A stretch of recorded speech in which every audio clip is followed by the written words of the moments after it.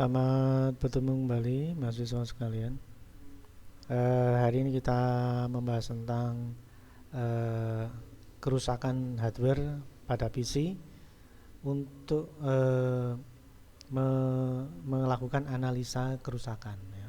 Jadi analisa kerusakan yang kita jadikan objek untuk dianalisa itu adalah kerusakan hardware pada PC. Ya. Jadi kalau kemarin itu kerusakan pada power supply. Nah, kalau sekarang adalah kerusakan pada PC ya. Dan tentang PC ini saya kira mahasiswa sekalian sudah familiar ya, karena hampir semua aktivitas kita gunakan menggunakan PC atau komputer, baik laptop maupun desktop ya. Nah, kita coba menganalisa kerusakan ini karena hampir semua atau gini, komputer itu sudah bukan barang asing di masyarakat ya. Ya, jadi anak SD aja tugasnya sudah pakai komputer ya, anak SD apalagi ya, kuliah ya. Jadi tentunya komputer ini menjadi bagian dari proses belajar mengajar di semua level pendidikan ya. Nah, sekarang permasalahannya apa yang kita lakukan apabila terdapat atau terjadi kerusakan. Nah, itu ya. Coba kita lanjutkan materinya aja. Kerusakan ini tentunya bisa kita tangani dengan baik, atau juga bisa jadi kita memulainya dari mana ini, gitu ya. Nah, ini saya kasih ilustrasi. Anda lihat orangnya ini smile, ya.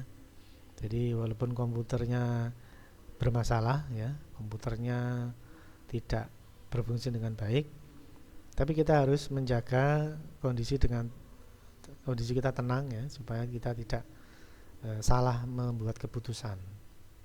Ya. Jadi kita mesti positif, positive thinking. Karena kadang-kadang keputusan kita akan menjadi tidak tepat apabila kita dalam kondisi tertekan ya, under pressure, mungkin nggak tahu harus mulai dari mana. Nah, itu bisa jadi menimbulkan kesalahan dalam membuat keputusan. Baik, kita mulai materinya.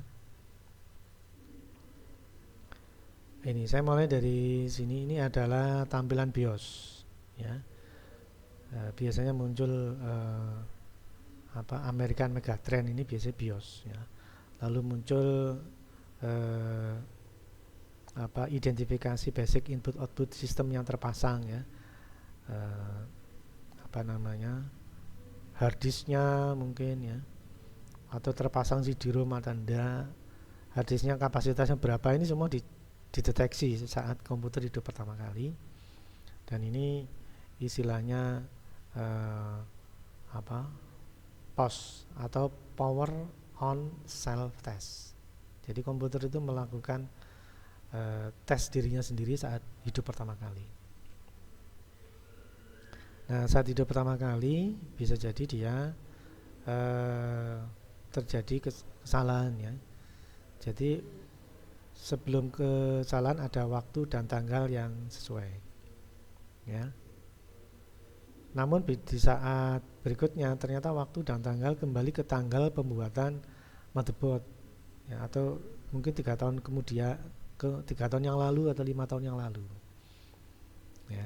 Ini mungkin Anda pernah mengalaminya, tanggal sudah dirubah, besoknya kembali ke masa lalu. Nah, itu ada error di situ, ada kesalahan di situ.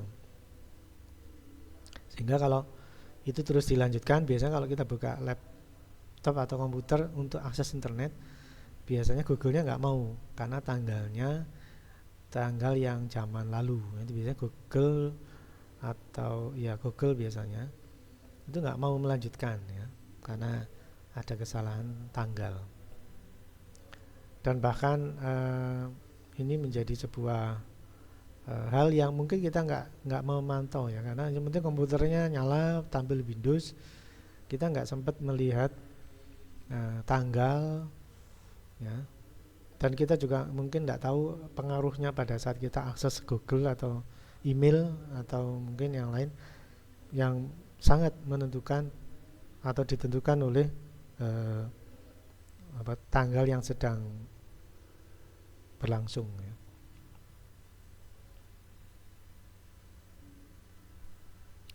Nah, yang terjadi seperti ini pesan yang muncul, ya. Jadi CMOS checksum bad. Ini indikator, ya. Jadi ini indikator. Ini kerusakannya tidak di komputernya, tapi kerusakannya ini yang muncul seperti ini biasanya baterai. Jadi CMOS checksum bad. Checksum itu pemeriksaan dari data ini ternyata nggak sama, ya. Nggak sama dengan semestinya atau nggak sama dengan sebelumnya. Nah, itu biasanya dia menampilkan pesan checksum, CMOS checksum bad. Lalu dia minta untuk F2 untuk mengatur setup, ya, untuk mendeteksi harddisknya mungkin, ya, atau mungkin setting BIOS online onboardnya, ya, BIOS onboardnya. Lalu F1 to load default values and continue, atau karena ini tidak sesuai dengan basicnya maka oke lah dilanjutkan, gitu ya.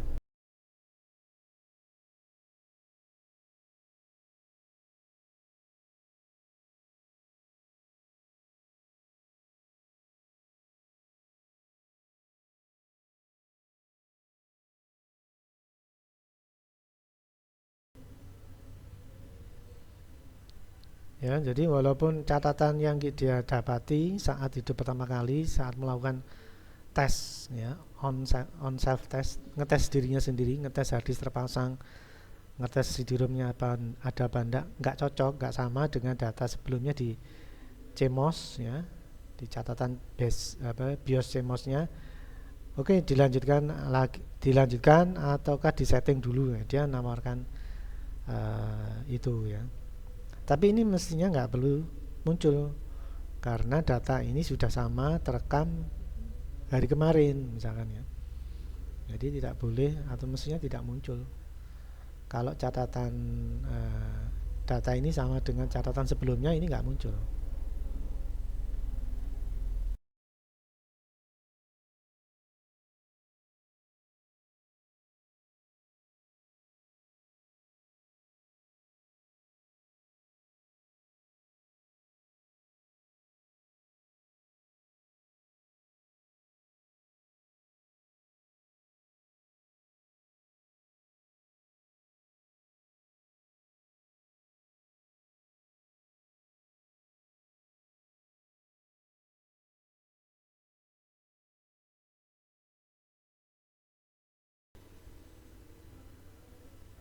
Nah, ini kalau kita pelajari logika analisa kerusakan, kita bisa masukkan informasi ini dalam kategori indikator, ya.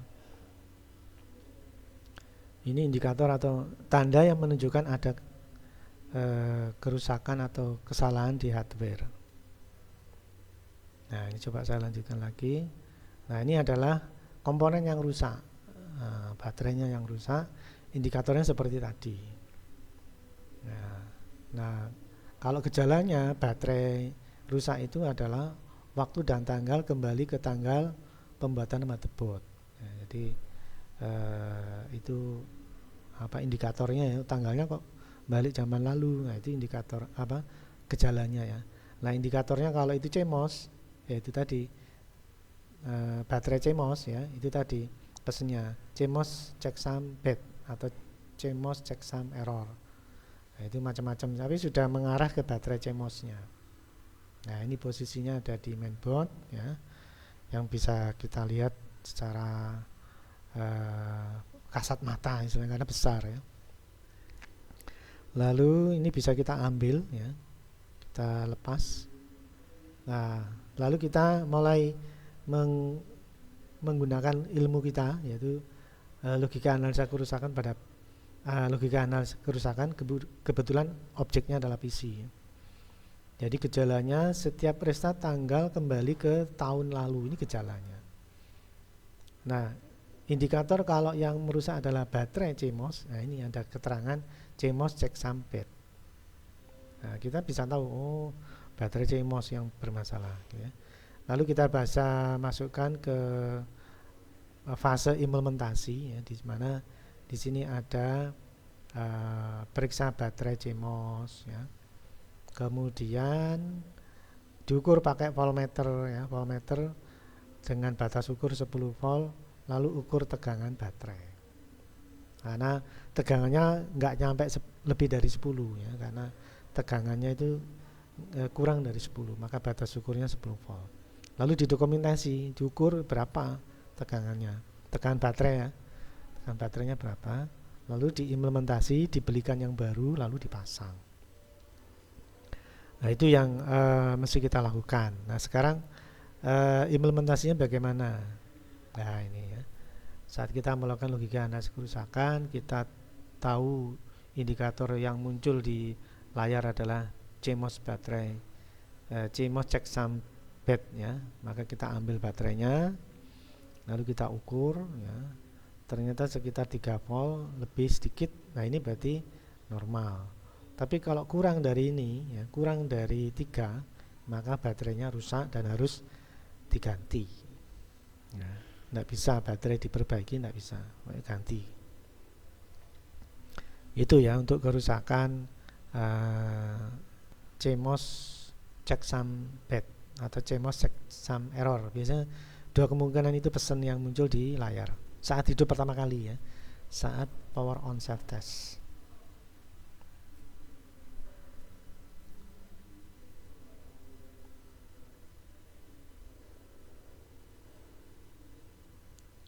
Nah, terus ini apakah ada apakah ada yang jual banyak, ya, yang jual banyak ini.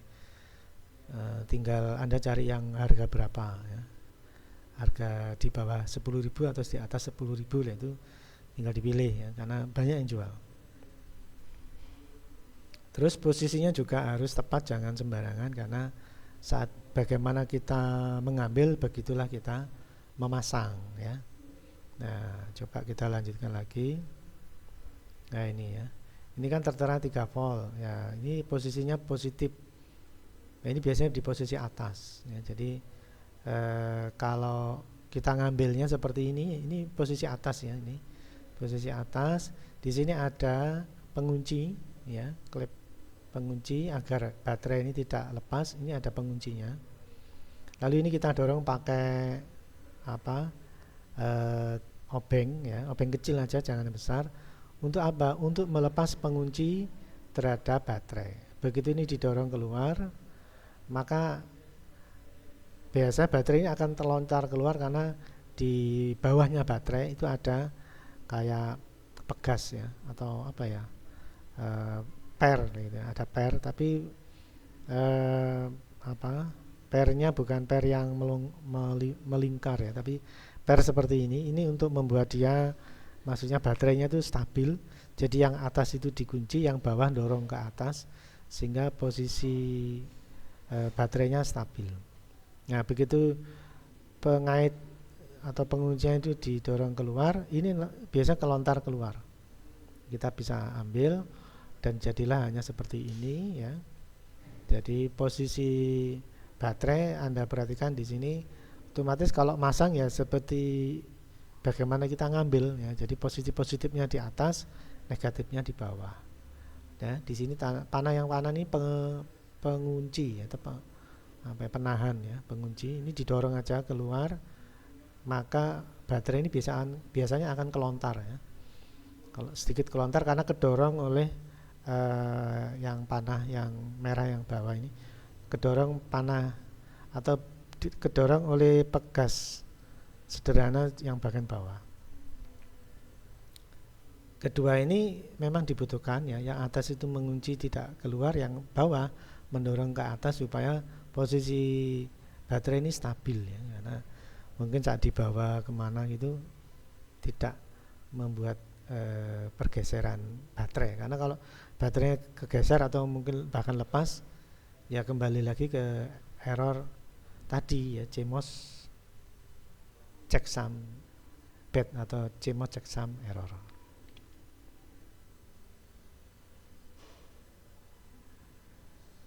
Baik, kita lanjutkan kerusakan berikutnya. Nah, sekarang kerusakan yang lain ini ada CPU fan berputar seperti biasa ya, lalu komputer juga bekerja seperti biasa, normal. Namun tiba-tiba ya, biasanya komputer tahu-tahu mati ya, restart sendiri. Nah, ini apa gitu ya. Nah, kita biasanya menganggap itu power supply lah atau apalah. Nah, tapi kita bisa coba masuk ke BIOS dulu. Kita amati CPU fan-nya sudah berputar belum, lalu kita amati suhunya. Kan masuk BIOS itu ada menu monitor monitoring ya, PC monitoring misalnya. Di sana ada temperatur ya, seperti ini ya. Ini ada signature temperatur ya, ada temperatur. Apakah ini terus bertambah ya? Apakah terus naik? Kalau terus naik berarti kita harus siap-siap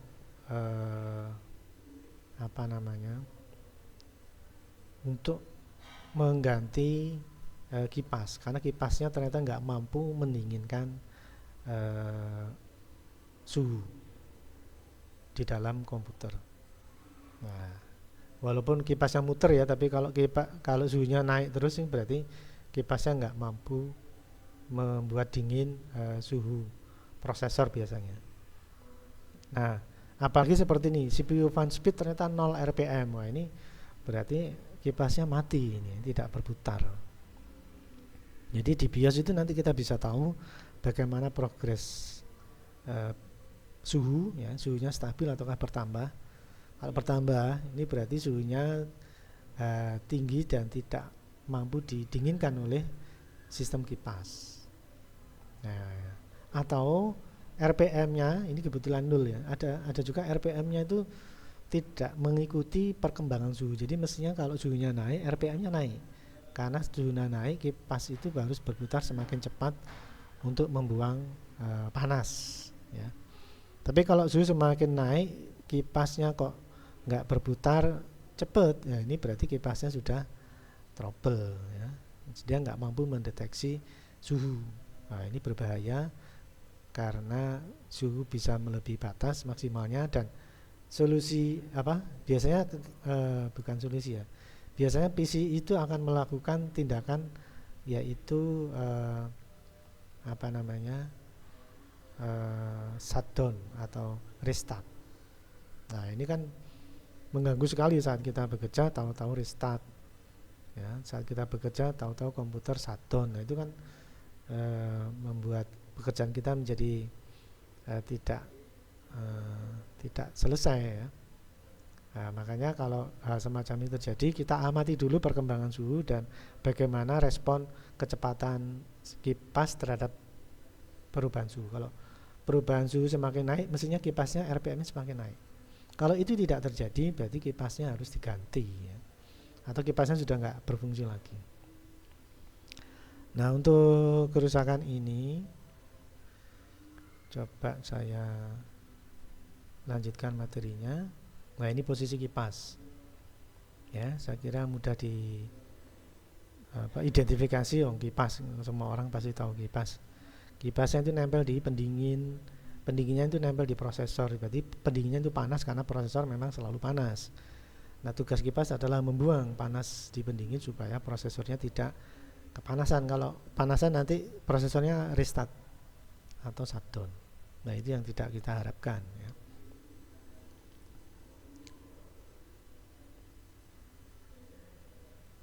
Lalu kalau sudah tahu seperti ini, kita amati perkembangan kipas.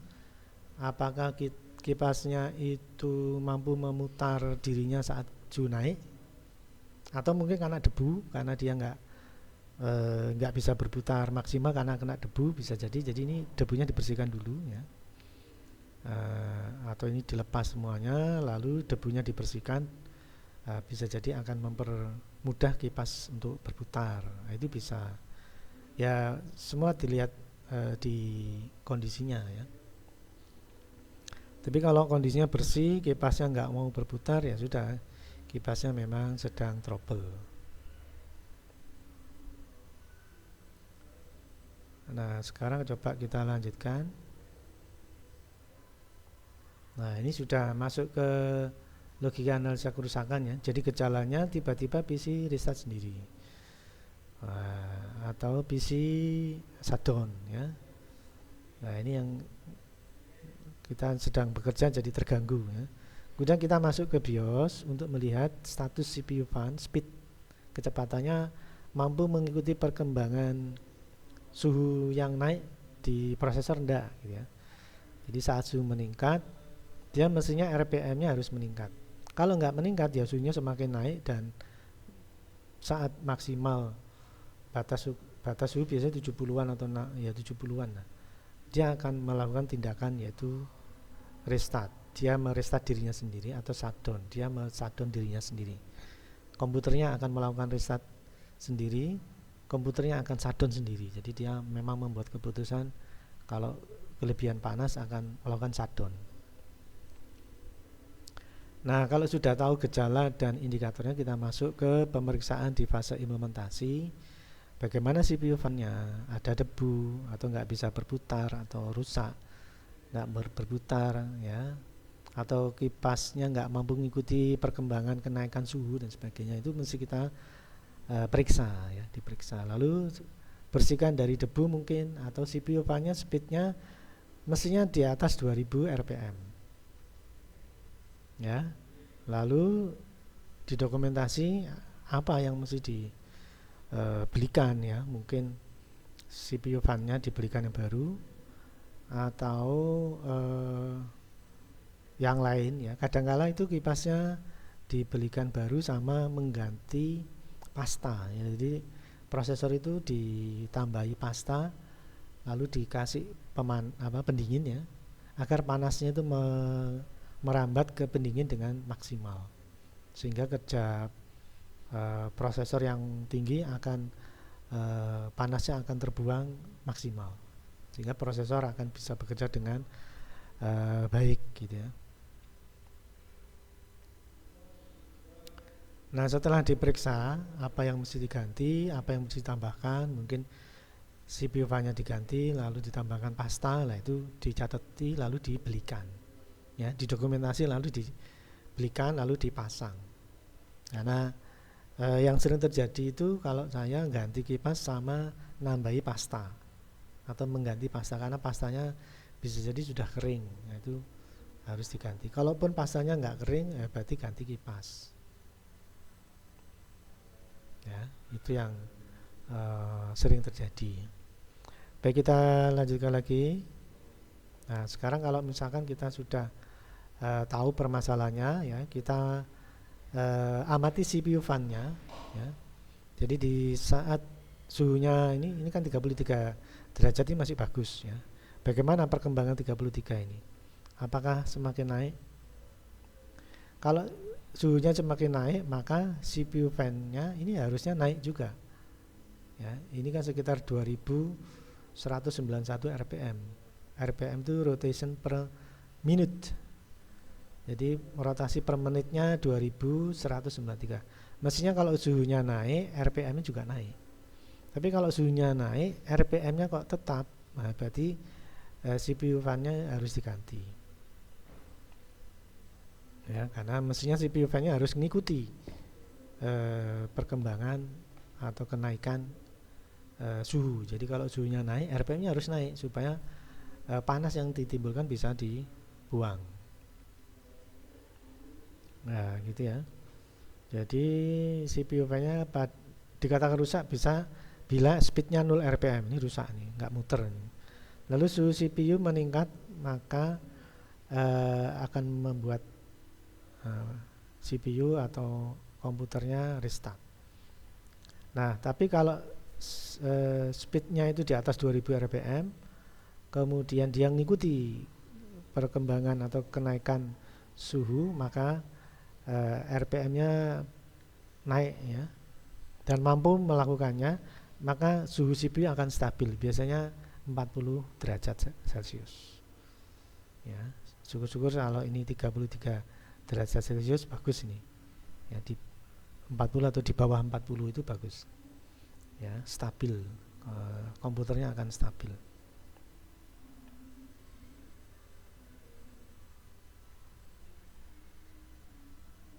Baik, kita lanjutkan materinya.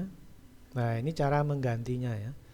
Jadi bagaimana kita mengambil, begitu kita memasang ya. Bagaimana kita mengambil, begitulah kita memasang. Jadi saat pasang dan saat lepas ya. Pertama lepas dulu. Ini skrupnya dilepasi dulu ya, karena ini kan mengunci dengan mainboard. Ini diputar balik ya sehingga lepas. Ya, ini yang putih berarti ya lepas. Lalu dia akan bisa diambil kalau pengaitnya atau penguncinya dengan mainboard benar-benar lepas. Kalau enggak akan nyangkut istilahnya. Jadi